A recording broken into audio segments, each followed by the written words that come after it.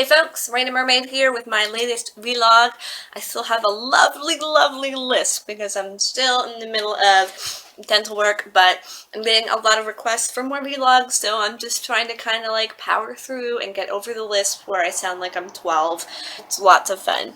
So I'm just gonna fix my thing here. Don't fall on me, or everyone's gonna see the ceiling. Alright, so there is lots to tell you. Let's see. Today's vlog is going to be all about underwater photos and videos, but before I start, I wanted to show you. I published my latest book. It's called Fishy Business, My Life as a Mermaid, and it is this nice big long book about a whole year in my life as a mermaid, from one spring to the end of the next summer. So spring 2013 into the end of summer of 2014. And I'm having a online release on Friday night and having a local release on Saturday. So if you want information on buying my book, you can go to www.makemeamermaid.com. I just sound amazing with this lisp. And you can also check out my Facebook for the event if you would like to come to the online release. We're going to have a lot of fun, and I'll be reading and talking with my weird voice and answering questions, and it's going to be really cool. I'm so proud of this book, and it picks right up where the first one left off, so there's lots of tips for you on how to be a professional mermaid, and I hope you enjoy it. I'm wearing my cool shirt here. This is from one of my favorite films, Mission Blue, and it says, "We are all sea creatures, as dependent on the ocean as the fish themselves." And if you haven't watched Mission Blue on Netflix, you really should. It's this amazing documentary about everything going on in the ocean right now with pollution and ocean acidification and overfishing and all kinds of issues. Talks about this amazing woman, Sylvia Earle, and her life and her contributions to science and to the field of women in science and to the ocean and like what she is responsible for. And it's so crazy. And these shirts go to support this charity, so I've donated some money to this charity, and then I also had a friend buy this shirt for me as a birthday present, but my birthday is not till next month, and it goes to support all the work that Sylvia Earle is doing, so you definitely have to check it out. It's amazing. It's on Netflix, so check it out. So today we are talking about underwater photos and video, and I'm only going to give you a little summary because I'm actually going to be running an online workshop about it. And I have another online workshop coming up soon, which is how to get your mermaid business started and get it off the ground or enhance it if you've already got one going. And you can check that out on my Facebook page, Raina the Halifax Mermaid, or on my website on upcoming events, halifaxmermaids.com. It's online, so you can get all that info that way. Are you going to come over? We just adopted another cat. This is Charlie. He's a rambunctious kitten. He is a catfish. He hops in the bath with me, literally, in the water, on my stomach, sitting behind my shoulder, the whole 9 yards. It's crazy. So, so I'm going to be doing a workshop on the videos and photos, like really in depth. So this is just sort of like a little intro to get people started. Okay, so one of the ways that people are finding themselves taking underwater photos and videos that is inexpensive is buying housings for their smartphones. There are several different underwater housings on the market for phones, and they range from a different variety of prices, and you can also buy waterproof phones.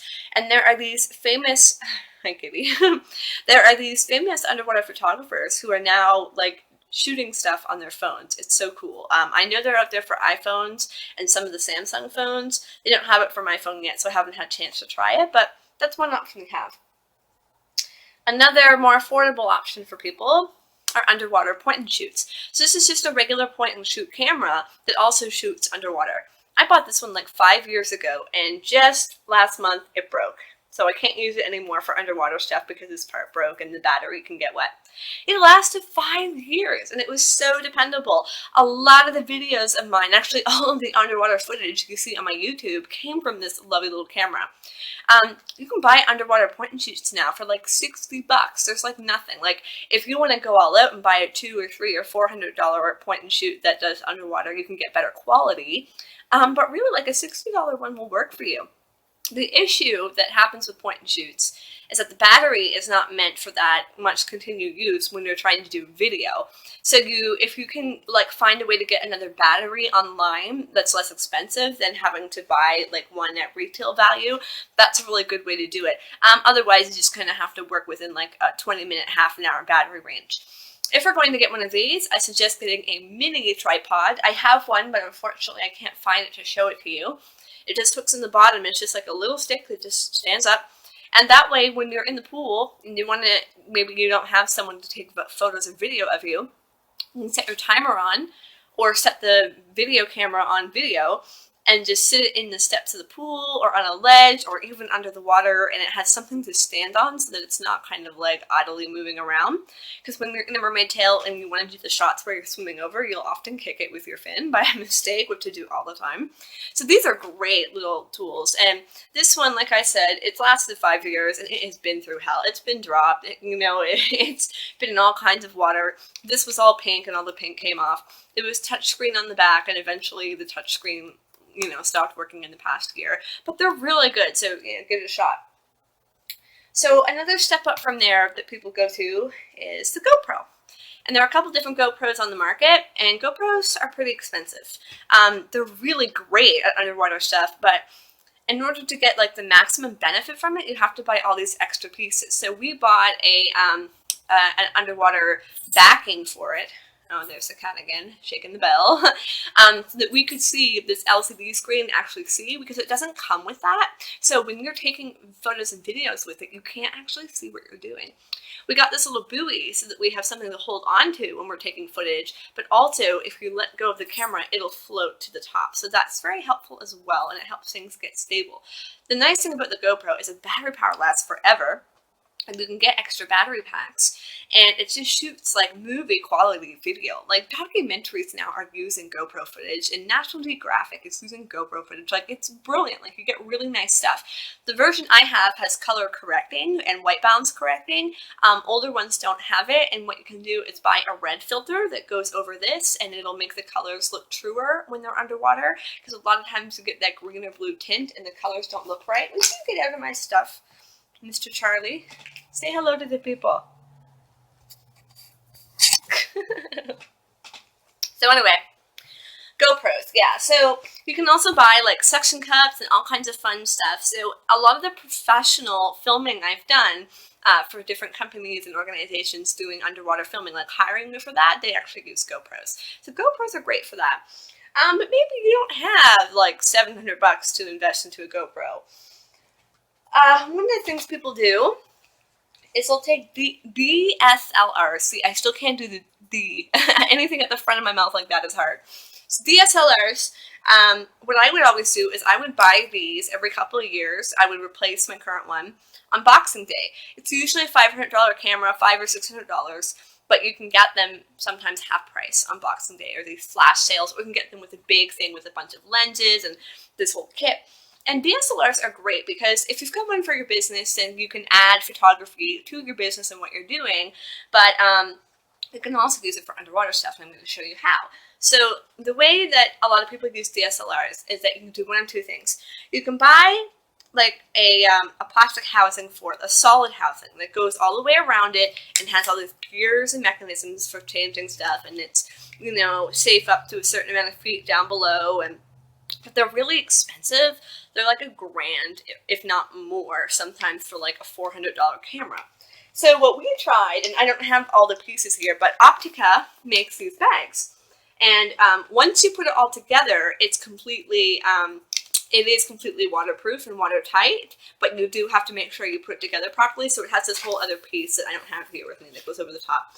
I actually put a bean bag in the bottom of ours because it floats, so that'll help it sink. And also, you can collect the things that come in pill bottles that are used for absorbing moisture, and you can stick them in there, and it'll help with any kind of residual moisture that gets in there. So the pros to this bag is that it's by far much cheaper than the full body housings. It works, it works well, and it's a little more easier to maneuver than those ones, but the con is that it's kind of a one-size-fits-all, and the problem that you get is once it's in here, if you can see the lens, if that lens is not pushed tight enough against this, what's going to happen is the camera will focus on this lens instead of focusing through the lens, and then you get blurry images. So we've used this a couple of times, and we will take thousands of photos, and we maybe only end up with 3 or 4. In fact, this photo on the back of my book was done using this, but it's kind of blurry. And I like it because it's like a dreamier kind of feel, and it was good for the back of the book. But you can't see what you're doing. It's really difficult. It's really hard to see all the buttons, and it's hard to maneuver things. It's hard to adjust the lens. It's hard to focus. So yeah, you can do this, or you can do the whole full solid thing, and that works. They make bags like this also for smartphones and for point and shoots, and it's just the same thing. It's a bag, and you put it in and you seal it and you take it underwater. It's good for pools. It's not really good for going out in the ocean or going out in a lake or things like that, but for a pool, it's great. Just make sure that you test it beforehand so that it doesn't have any leaks. Charlie, get out of the bag. He has to be the center of attention. Like, he gets so mad if I'm not paying attention to him. Anyway, so that's those. If you're going to be doing any kind of underwater photography, I suggest having the person who's doing it, or if you're doing it yourself, have goggles so that you can actually see what you're doing. It helps to have fins so that you can actually chase the mermaids around.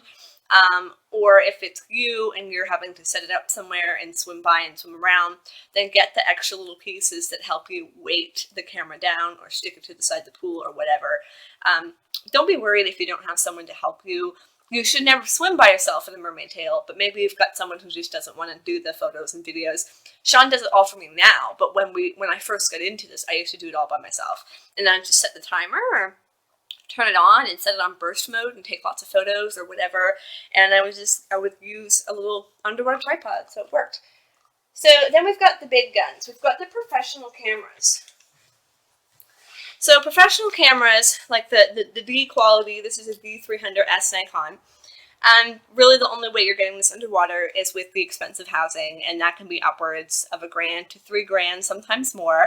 And they have to be properly maintained, or you will end up flooding the whole body and ruining it. And you ruin a camera like this with water, and you're going to hate yourself forever because it's such a waste. So that's what the pros do. The pros do that. But what I'm saying is, you can get the same results, with this as you can with this, as you can with this. There's not that big a difference by the time you get underwater. The benefit to this one is being able to use all the fun lenses and get different depths of field and different things like that. But only certain lenses will fit in the housing. So that's the issue as well that you have to consider. So if you're trying to look for something on a budget, my advice for you is get a housing for your phone, or get a point and shoot underwater camera, or get just a regular point and shoot and put it in one of those bags. I'm going to be doing a workshop on this, and when I do the workshop, I'm actually going to teach you how to use these things, where to buy them, and I'm also going to teach you how to use video editing software and show you the free video editing software that's out there. And we're going to do photo editing software and show you the free stuff there. And I'm going to show you a lot of tricks for how to do things by yourself if you don't have someone else to take photos for you. And we're going to go over a little bit of modeling tips and a little bit of lighting tips, but mostly we're going to be focused on the gear you're using and how to use it and how to edit the photos. Look, I'm hand talking here. So anyway, I think it's going to be really good. I hope this little introduction helped you out a little bit. I gotta say that now that we've got the GoPro, we love it, and thank you, Christopher, and we're never gonna go back. It's just so great. I wanted to show you something completely unrelated, but I wanted to give a shout out. Our friend, the Mermaid Atlantis, makes these amazing silicone kitty, not silicone kitties, well, silicone titties, no, I'm kidding, sort of, silicone seashells that you can use for making mermaid tops, and we've got a couple here because we're going to be making some tops. And the benefit to these is that they don't break as easily, they're very flexible, they're way more comfortable, you can stick them right on your skin, or you can mount them on a bra. Come on, you. This is going to be a thing now every time I do my blogs, I can tell. So check her out on Facebook and on Etsy and order your own because we love them, they're awesome, and we can't wait to turn them into bras. Very detailed. You can see there it even has glitter inside of it. I love it. Way more comfortable. Get them in custom colors. Don't have to worry about paint flaking off. Other big news? My new tail is being started. I'm so excited. Rapidash is going to be retired soon, and I'm going to have a new tail made by Raven. I've decided to call it Flareon after a Pokemon because that's my thing. I call them all after Pokemon.